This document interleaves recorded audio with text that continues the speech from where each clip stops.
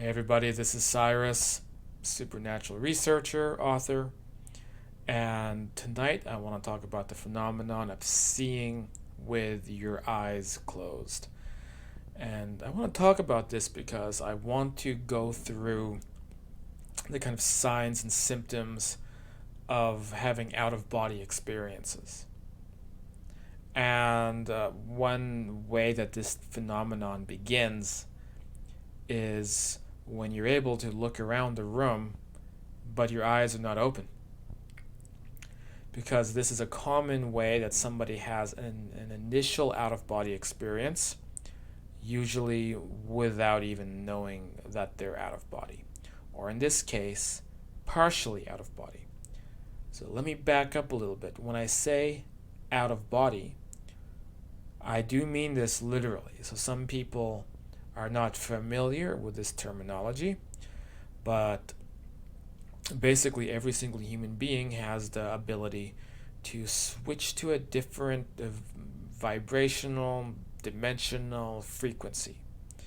And this relates to pretty much every paranormal, supernatural topic under the sun, because almost everything can be explained by consciousness states and existences in other planes.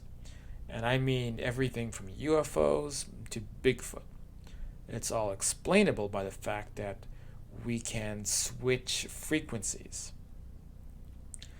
So, what happens to a lot of people is they experience what's known as sleep paralysis. Sleep paralysis is when your body produces a chemical that prevents your body from making sudden movements while asleep. Without this chemical, then we would all be sleeping and thrashing around. We wouldn't have been able to evolve because we'd all be, you know, falling off of cliff sides while we're sleeping back when we were cavemen.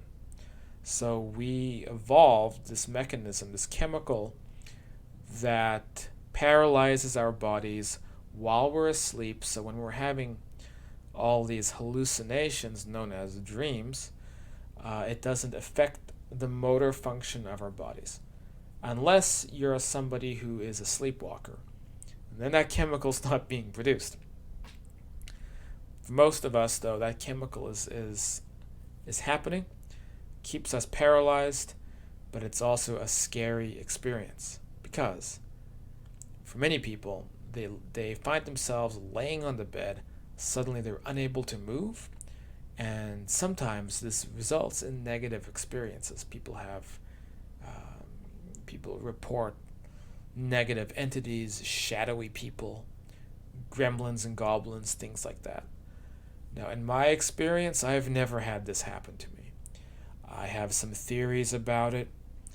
I think sometimes it could be related to the state of mind you're in. These could be hallucinations. They could also maybe not be hallucinations. There's a bit of wiggle room there.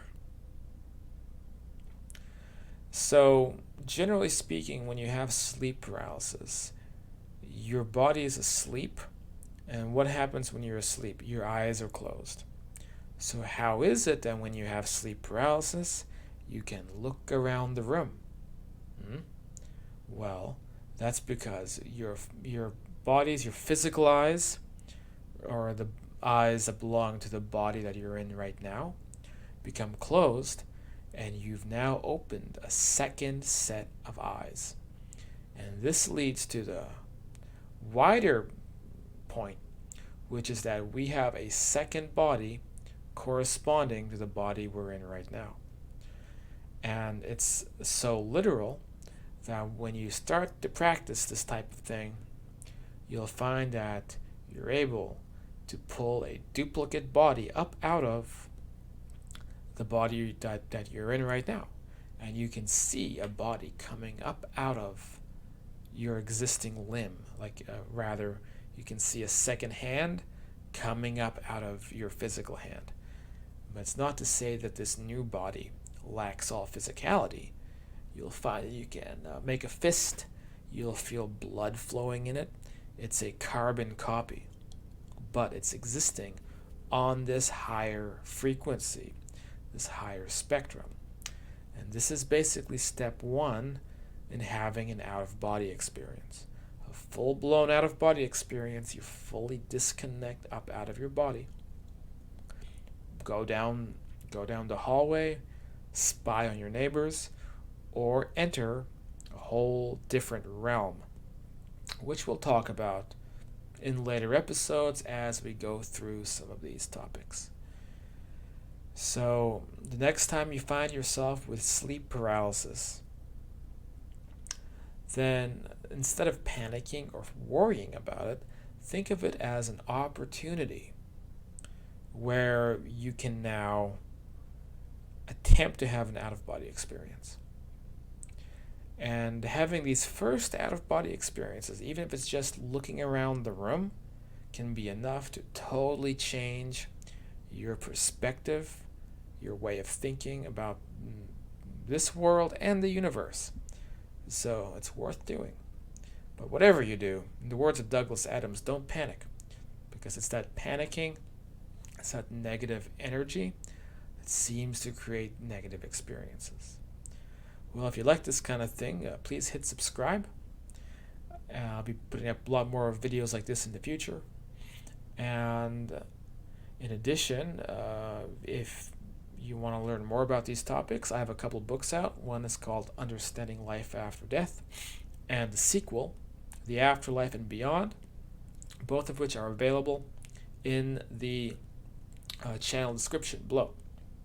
You can also check out afterlifetopics.com, the Facebook group, and I even do classes twice a week about various metaphysical topics, including out-of-body experiences.